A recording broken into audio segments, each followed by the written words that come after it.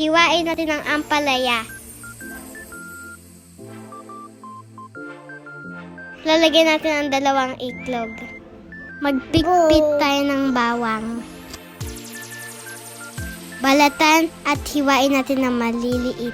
Magbalat at maghiwa ng sibuyas. Lulutuin na po natin. Igigisa ang mga sangkap. Lalagyan din pala natin ng kamatis. Ito na, lagyan natin ng ampalaya.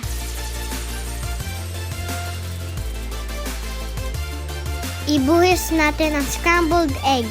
Lagyan ng malunggay para mas healthy. Haluin hanggang maluto. Luto na, kain na! Ginisang ampalaya. Yum, yum!